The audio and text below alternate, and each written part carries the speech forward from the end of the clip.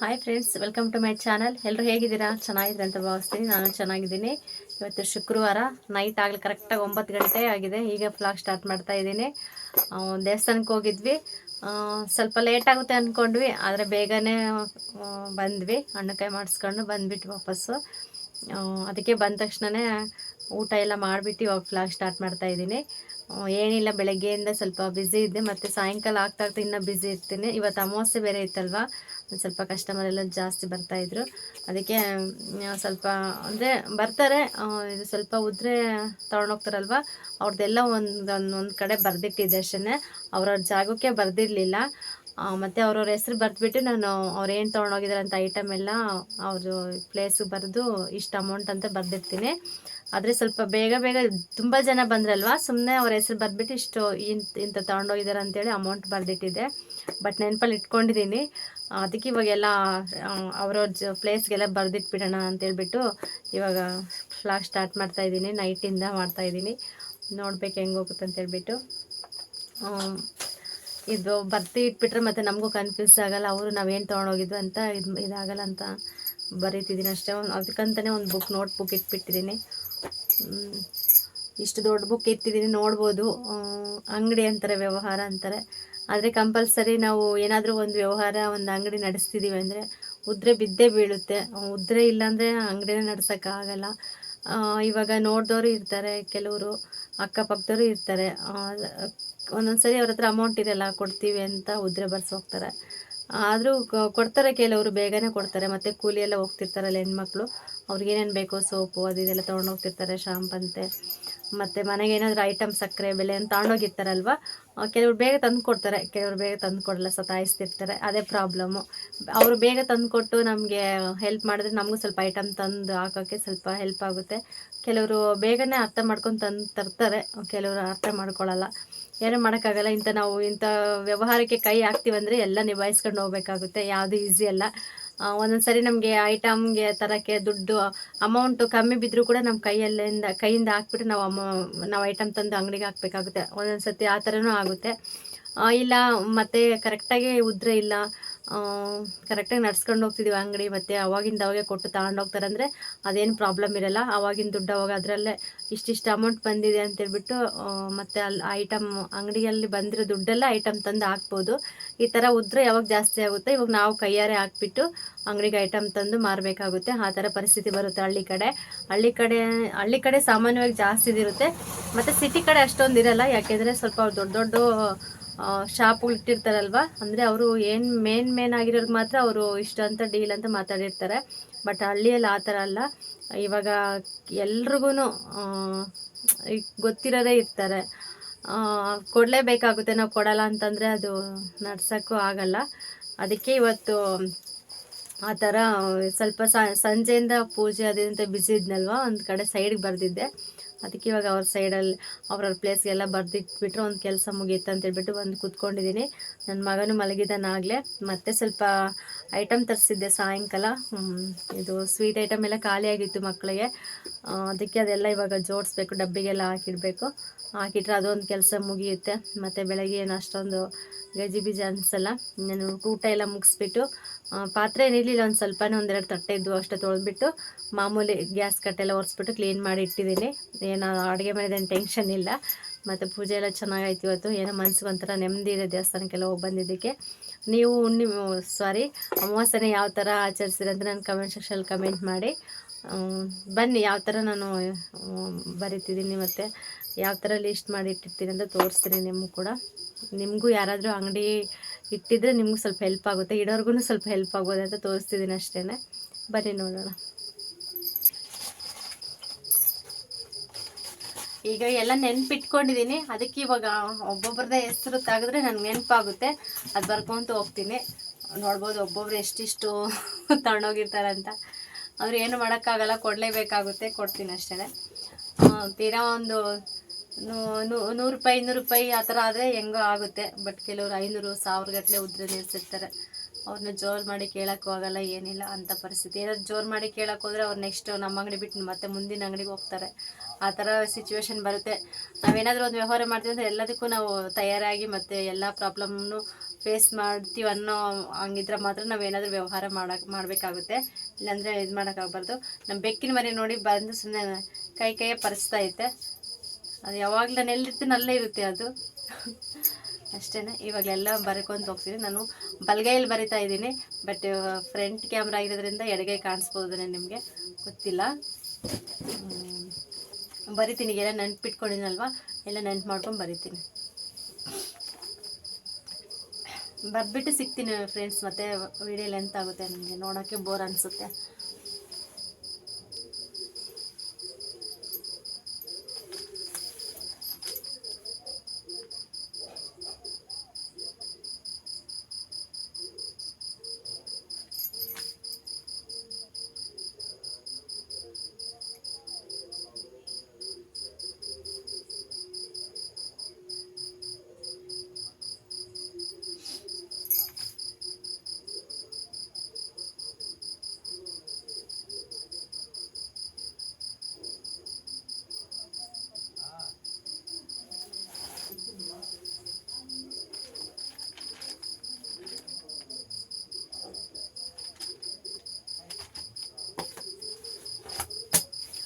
ಮುಗೀತು ಫ್ರೆಂಡ್ಸ್ ಇದು. ಮತ್ತು ನೆಕ್ಸ್ಟು ಐಟಮ್ ಎಲ್ಲ ತರಿಸಿದ್ನಲ್ವ, ಅದು ಸ್ವಲ್ಪ ಜೋಡಿಸ್ಬೇಕು. ಅದು ಸ್ವಲ್ಪ ಜೋಡಿಸ್ಬಿಟ್ರೆ ಮತ್ತು ಬೆಳಗ್ಗೆ ಬರ್ತಾರಲ್ಲ ಮಕ್ಕಳು, ಸ್ವಲ್ಪ ಈಸಿ ಆಗುತ್ತೆ ಕೊಡೋಕ್ಕಂತ ಅಷ್ಟೇ.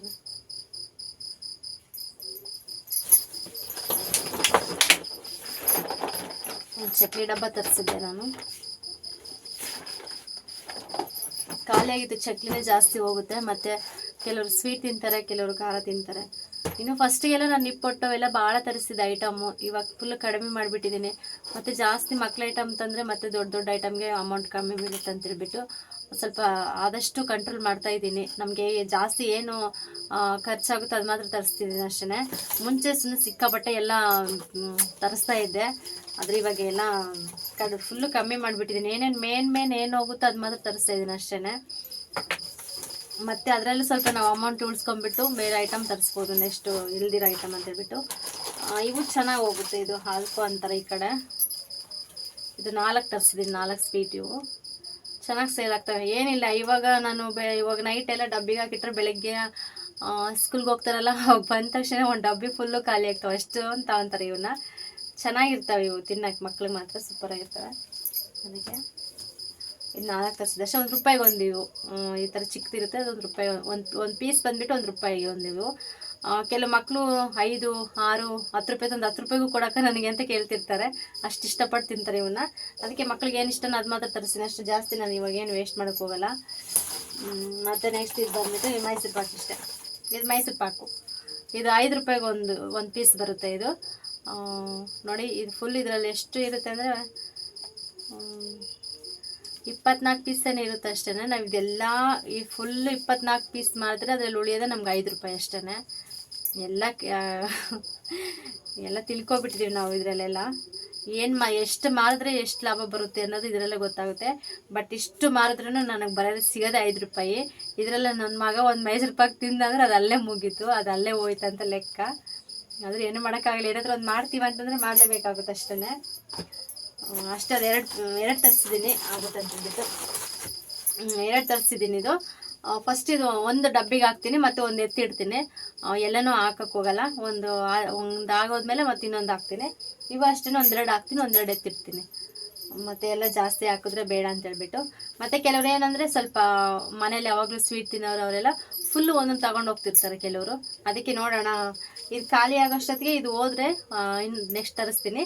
ಇಲ್ಲ ಇದು ಇನ್ನೂ ಇದೆ, ಮತ್ತು ಇನ್ನೂ ಇದು ಸೇಲ್ ಆಗಿಲ್ಲ, ಇನ್ನೂ ಇದಿದೆ ಅಂತಂದರೆ ಇದು ಒಂದು ವೇಳೆ ಇದು ಖಾಲಿ ಆದರೆ ಮತ್ತೆ ಇದು ಡಬ್ಬಿಗೆ ಹಾಕ್ತೀನಿ. ಆ ಥರ ಮಾಡ್ತೀನಿ ಅಷ್ಟೇ. ಎಲ್ಲನೂ ಒಂದೇ ಸರಿ ಹಾಕೋಕ್ಕೆ ಹೋಗಲ್ಲ, ಎತ್ತಿಡ್ತೀನಿ. ಮತ್ತು ಕೆಲವ್ರು ತೊಗೊಂಡೋಗ್ತಾರೆ, ಡೈಲಿ ಅಂಗಡಿಗೆ ಬರ್ತಾರಲ್ಲ, ಅವ್ರು ತೊಗೊಂಡೋಗ್ತಾರೆ. ಚಿಕ್ಕ ಮಕ್ಕಳಿದ್ರೆ ಅವ್ರ ಮನೇಲಿ ಸ್ವಲ್ಪ ಜಾಸ್ತಿ ಜನ ಮಕ್ಕಳಿದ್ರೆ ಒಂದೊಂದು full ತೊಗೊಂಡೋಗ್ತಾರೆ sweets.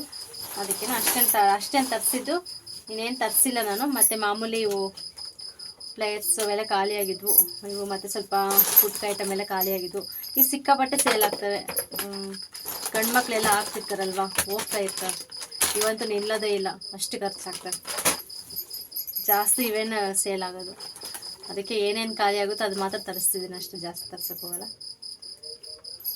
King small players ಅವೆಲ್ಲ ಇರ್ತಾವಲ್ಲ ಸೇಲ್ ಆಗ್ತಾವೆ ಅಷ್ಟು ತಂದಿದ್ದೀನಿ ಅಷ್ಟೇ. ಇವಾಗ ಸದ್ಯಕ್ಕೆ ಏನಿಲ್ಲ, ಈ ಸ್ವೀಟ್ ಐಟಮ್ ಎಲ್ಲ ಡಬ್ಬಿಗೆ ಹಾಕೋದು, ಜೋಡಿಸೋದು ಅಷ್ಟೇ.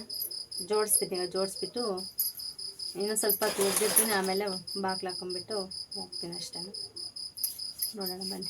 ಫಸ್ಟು ಮೈಸೂರು ಪಾಕ್ ತೊಗೊಂಡೆ. ಮೈಸೂರು ಪಾಕ್ ಎಲ್ಲ ತೊಗೊಬಿಟ್ಟು ಎಲ್ಲ ಪೀಸ್ ಇರುತ್ತಲ್ಲ, ಆ ಪೀಸ್ ಎಲ್ಲ ಒಂದೊಂದು ಪೀಸೇ ತೆಗ್ದುಬಿಟ್ಟು ಡಬ್ಬಿಗೆ ಹಾಕ್ಬಿಡ್ತೀನಿ, ಮತ್ತು ಕೊಡೋಕ್ಕೂ ಈಸಿ ಇರುತ್ತೆ.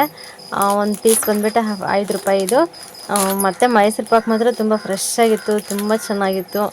ನಾನು ಅದನ್ನು ಒಂದೊಂದು ಸತಿ ಅದು ಕಟ್ ಮಾಡೋದೇ ಒಂಥರ ಇದಾಗುತ್ತೆ, ಆದರೆ ಇವತ್ತು ತರಿಸಿರೋದ್ರಲ್ಲಿ ಮಾತ್ರ ಎಷ್ಟು ನೀಟಾಗಿ ಬರ್ತಿತ್ತು ಅಂದರೆ ಪೀಸು ಅಷ್ಟು ಚೆನ್ನಾಗಿ ಬರ್ತಾಯಿತ್ತು. ಕಷ್ಟನೇ ಅನಿಸ್ಲಿಲ್ಲ, ಅಷ್ಟು ಚೆನ್ನಾಗೆ. ಮತ್ತು ಒಂದೊಂದು ಮೈಸೂರು ಪಾಕು ತೊಗೊಂಬರ್ಬೇಕಾದ್ರೆ ಒಂದೊಂದು ಥರ ಇರುತ್ತೆ, ಒಂದೊಂದು ಬೇಗನೆ ಬರಲ್ಲ, ಮತ್ತು ಒಂದೊಂದು ಕಟ್ಟಾಗಿಬಿಡುತ್ತೆ, ಒಂದೊಂದು ಸತಿನೂ ಒಂದೊಂದು ಥರ ಇರುತ್ತೆ. ಬಟ್ ಈ ಸತಿ ಮಾತ್ರ ತುಂಬ ಚೆನ್ನಾಗಿತ್ತು ಸ್ವೀಟ್ ಐಟಮ್ ಮಾತ್ರ. ನಿಜವಾಗ್ಲೂ ಒಂದೇ ದಿನಕ್ಕೆ ಒಂದು ಪ್ಯಾಕ್ ಫುಲ್ಲು ಖಾಲಿ ಆಗಿಬಿಡುತ್ತೆ. ದೊಡ್ಡವರು ಕೂಡ ಚಿಕ್ಕವ್ರು ಎಲ್ಲರೂ ತಿಂತಾರಲ್ಲೋ ಬೇಗನೆ ಖಾಲಿ ಆಗುತ್ತೆ. ಅಷ್ಟೇ ಒಂದು ಫುಲ್ ಹಾಕಿದ್ದೀನಿ ಅಷ್ಟರಲ್ಲಿ. ಮತ್ತು ಇದು ಹಾಲ್ಕೋವಾ, ಮತ್ತು ಇದು ಒಂದು 3 ಪ್ಯಾಕ್ ಹಾಕ್ತೆ ಇದ್ರೊಳಗೆ. ಇವಂತೂ ಸಿಕ್ಕಾಪಟ್ಟೆ ಸೇಲ್ ಆಗ್ತವೆ.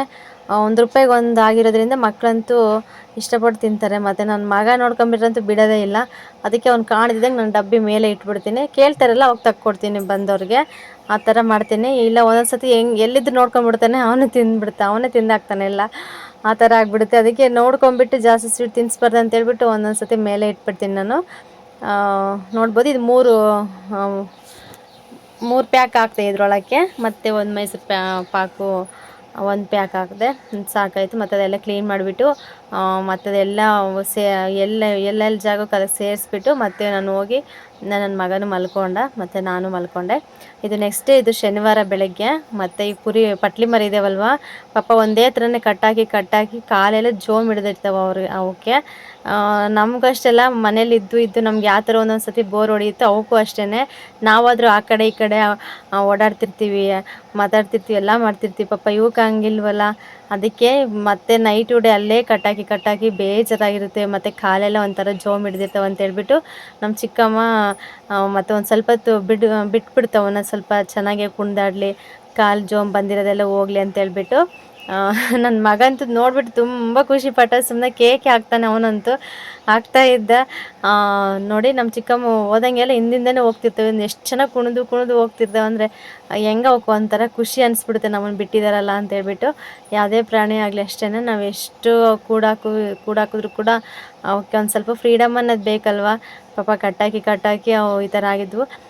ಮತ್ತು ಸ್ವಲ್ಪ ಇವು ಎಮ್ಮೆ, ಹಸು, ದನ ಕರುಗಳು ಆ ಥರ ಆದರೆ ಅವನ್ನ ಬಿಟ್ರೂ ಸ್ವಲ್ಪ ಪ್ರಾಬ್ಲಮ್ ಅಲ್ವ, ಅದಕ್ಕೆ ಕಟ್ಟಾಕಿರೋ ಹತ್ರನೇ ಕಟ್ಟಾಕಬೇಕು. ಇವು ಆ ಥರ ಅಲ್ಲಲ್ವ, ಇವೇನು ಪಾಪ ಏನು ಮಾಡಲ್ಲ, ಅದಕ್ಕೆ ಎಲ್ಲ ಬಿಟ್ಟಿದ್ದಾರೆ, ರೋಡ್ ಸೈಡೆಲ್ಲ ಬಿಟ್ಟಿದ್ದಾರೆ. ನೋಡಿ ಮಳೆ ಬಂದುಬಿಟ್ಟು ರೋಡಲ್ಲೆಲ್ಲ ಫುಲ್ಲು ನೀರು, ನೆನ್ನೆ ಬಂದಿರೋ ಮಳೆಯಿಂದ.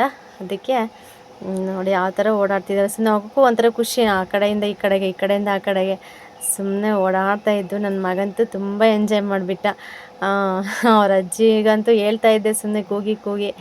ಮತ್ತು ನೋಡಿ ನಮ್ಮ ಚಿಕ್ಕಮ್ಮರ ಮನೆ ಕಡೆನೂ ಓಡ್ತಾ ಇದ್ದಾವೆ, ಮತ್ತು ಅಲ್ಲಿಂದ ಮತ್ತೆ ನಮ್ಮ ಮನೆ ಕಡೆನೂ ಬರ್ತಾ ಇದ್ದಾವೆ. ನಮ್ಮ ಚಿಕ್ಕಮ್ಮ ಒಂದು ಸ್ವಲ್ಪ ಹಿಂಗೆ ಮಾತಾಡ್ಸಿದ್ರೆ ಸಾಕು ಹಂಗೆ ಓಡಿ ಬರ್ತಾಯಿದ್ವು. ಪಾಪ ಅವಕ್ಕೆ ಎಷ್ಟು ಖುಷಿಯಾಗಿರ್ಬೋದಲ್ವ. ನಮಗಂತೂ ಇವನ್ ಬಂದಾಗಿಂದ, ಪಟ್ಲಿ ಮರಿ ಬಂದಾಗಿಂದ ನನ್ನ ಮಗ ಅಷ್ಟೇ ತುಂಬ ಎಂಜಾಯ್ ಮಾಡ್ತಾಯಿದ್ದಾನೆ. ಅವನೊಬ್ಬನೇ ಇದ್ದಾಗ ಅದ್ರ ಜೊತೆ ಕೂತ್ಕೊಂಡು ಸುಮ್ಮನೆ ಒಬ್ಬೊಬ್ಬನೇ ಏನೇನೋ ಮಾತಾಡ್ತಾ ಇರ್ತಾನೆ. ತುಂಬ ಖುಷಿಯಾಗುತ್ತೆ ನೋಡಿಬಿಟ್ಟು ನನಗಂತೂ. ಹಾಯ್ ಫ್ರೆಂಡ್ಸ್, ಸಂಜೆ ಆಗಿದೆ, ಟೈಮ್ ಬಂದ್ಬಿಟ್ಟು ಕರೆಕ್ಟಾಗಿ 6 ಗಂಟೆ ಆಗಿದೆ. ನಾನು ಮತ್ತೆ ಈ ಫ್ಲಾಗ್ ಸ್ಟಾರ್ಟ್ ಮಾಡ್ತಾಯಿದ್ದೀನಿ. ಬೆಳಗ್ಗೆಯಿಂದ ಫ್ಲಾಗ್ ಮಾಡೋಕ್ಕಾಗಲಿಲ್ಲ. ನಾನು ನಿನ್ನೆ ಪೂಜೆ ಮಾಡಿದ್ನಲ್ವ, ಅಮಾವಾಸ್ಯೆ ಅಂತೇಳ್ಬಿಟ್ಟು ದೇವ್ರ ಹತ್ರ ಭಕ್ತಿಯಿಂದ ಬೇಡ್ಕೊಂಡಿದ್ದೆ ನಾನು. ಒಟ್ಟು ನನಗೇನು ಮನಸ್ಸಲ್ಲಿ ನೋವಿರುತ್ತೋ ಅದು ದೇವ್ರ ಹತ್ರ ಹೇಳ್ಕೊಳ್ತೀನಿ. ಬಟ್ ಅದೇ ಒಂದು ರೂಪದಲ್ಲಿ ನನಗೆ ಇವತ್ತೇನೋ ಒಂದು ಮರೆಯೋಕ್ಕಾಗದೇ ಇರೋಂಥದ್ದು, ಸಾಯಿಬಾಬಾ ಅಲ್ಲಿ ಅವ್ರು ಶಿರ್ಡಿಯಲ್ಲಿದ್ದಾರಲ್ಲ, ಅಲ್ಲಿಂದ ಒಂದು ಸಿಗ್ನಲ್ ಥರ ನನಗೆ ಕಳಿಸಿದ್ದಾರೆ. ನಾನು ನಿಜವಾಗ್ಲೂ ನಾನು ಅಂದ್ಕೊಂಡೇ ಇರಲಿಲ್ಲ. ಬೆಳಗ್ಗೆ ಅಂದರೆ ಅವ್ರು ನಂಗೆ ಮಾವಾಗಬೇಕು, ಅವ್ರು ಬಂದರು, ಅಂಗಡಿಗೆ ಬಂದರು, ಅವರು ಪ್ರಸಾದ ತೊಗೊಂಬಂದಿದ್ದಾರೆ, ನನಗೆ ಗೊತ್ತಿಲ್ಲ. ನಾನು ಕೇಳಿದೆ, ಯಾಕೆ ಮಾವು ಇಷ್ಟು ದಿನ ಎಲ್ಲೂ ಕಾಣಲಿಲ್ಲ ಅಂತ ಕೇಳಿದೆ. ಅದಕ್ಕೆ ಅವ್ರು ಹೇಳಿದ್ರು, ನಾನು ಶಿರ್ಡಿಗೆ ಹೋಗಿದ್ದೆ, ಅದಕ್ಕೆ ಬರೋಕ್ಕಾಗಲಿಲ್ಲ ಅಂತಂದರು. ಮತ್ತು ಎಲ್ಲ ಕೇಳಿದೆ, ಹೆಂಗಾಯ್ತು ದರ್ಶನ, ಹೆಂಗೆ ಅಂತೆಲ್ಲ ಕೇಳಿದೆ. ತುಂಬ ದೂರಮ್ಮ, ನಮ್ಮ ಇಲ್ಲಿಂದ ಅಂದರೆ 1,000 ಕಿಲೋಮೀಟ್ರ್ ಮೇಲೆ ಆಗುತ್ತೆ, ಅಷ್ಟು ದೂರ ಹೋಗಿದ್ದೀವಿ ನಾವು. ಆದರೂ ದರ್ಶನ ಎಲ್ಲ ಚೆನ್ನಾಗಾಯ್ತು ಅಂತ ಹೇಳ್ತಾಯಿದ್ರು. ನನಗೆ ಒಂಥರ ಖುಷಿ ಆಯಿತು. ಮತ್ತು ಪ್ರಸಾದನೂ ಕೊಟ್ಟರು. ಅಂದ್ಕೊಂಡೆ ನಾನು ನೋಡಿ ನಾನು ಅಂದ್ಕೊಂಡೇ ಇರಲಿಲ್ಲ ಈ ಥರ ನಾನು ಸಡನ್ನಾಗೆ ಈ ಥರ ಸರ್ಪ್ರೈಸ್ ಬರುತ್ತೆ ಅಂತೇಳ್ಬಿಟ್ಟು. ಯಾವುದೇ ಆಗಲಿ ಅಲ್ಲಿಂದ ನನ್ನ ಕೈ ಸೇರಿದೆ ಅಂದರೆ ಅದು ನನ್ನ ಅದೃಷ್ಟ ಅಂತ ಹೇಳಬೇಕು. ಇನ್ನೂ ಪೂಜೆ ಮಾಡಿಲ್ಲ, ಇವಾಗ ಪೂಜೆ ಮಾಡಿಬಿಟ್ಟು ಇಲ್ಲಿ ನೋಡಿ ಪ್ರಸಾದ ಇದೆ, ಇಲ್ಲಿ ನೋಡಿ ಶಿರಡಿ ಅಂತಲೂ ಇದೆ. ಅವರು ಪ್ರಸಾದ ತಂದು ಕೊಟ್ಟರು, ತುಂಬ ಖುಷಿ ಆಯಿತು ನನಗೆ.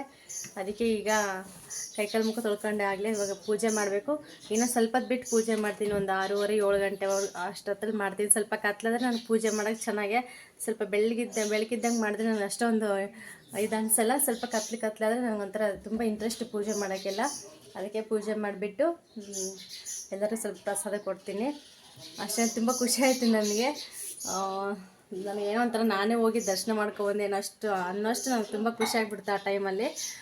ಅದಕ್ಕೆ ನಿಮ್ಮ ಹತ್ರ ಶೇರ್ ಮಾಡಿಕೊಂಡೆ ಅಷ್ಟೇ.